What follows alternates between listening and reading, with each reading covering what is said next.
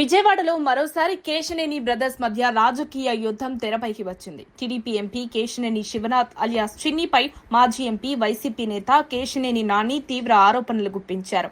విశాఖపట్నంలో ఉత్సా clusters private limited అనే సంస్థకు భారీగా ప్రభుత్వ భూమిని కేటాయించే ప్రక్రియ వెనుక చిన్ని హస్తం ఉందని నాని ఆరోపించారు.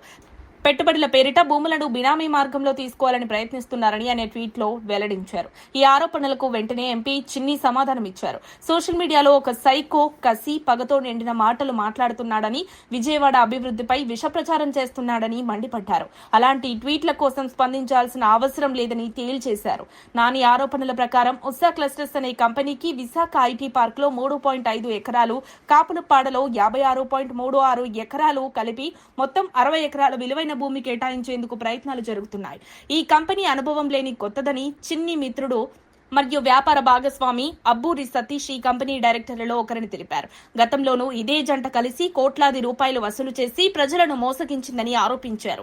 చిన్ని తన ఎంపీ హోదా మరియు ఆంధ్ర క్రికెట్ అసోసియేషన్ అధ్యక్ష పదవిని దుర్వినియోగం చేస్తున్నారని, ఇసుక, ఫ్లై యాష్, రియల్ ఎస్టేట్ మాఫియాలతో కలిసిపోయారని నాని తీవ్రంగా విమర్శించారు.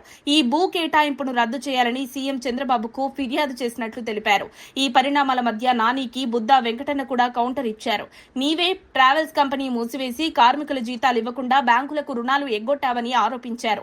ఇప్పుడు నీతులు చెప్పే స్థాయి నీది కాదంటూ నానిపై విరుచుకుపడ్డారు. ఈ అన్నదమ్ముల వివాదాన్ని రాజకీయంగా వాడుకోవడానికి ప్రత్యర్థి వైసీపీ ప్రయత్నాలు ముమ్మరం చేసింది.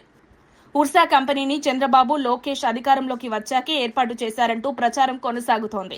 ఈ వ్యవహారం బీహార్ దానా కుంభకోణాన్ని మించిందిగా ప్రచారం చేస్తున్నారు.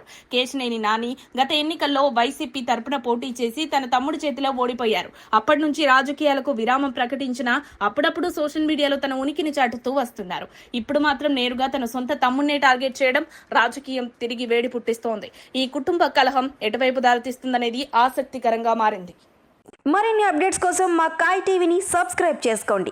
మా వీడియో కనుక మీకు నచ్చినట్లయితే లైక్ చేయండి, షేర్ చేయండి. మీ విలువైన అభిప్రాయాలను కామెంట్ బాక్స్లో తెలియజేయండి.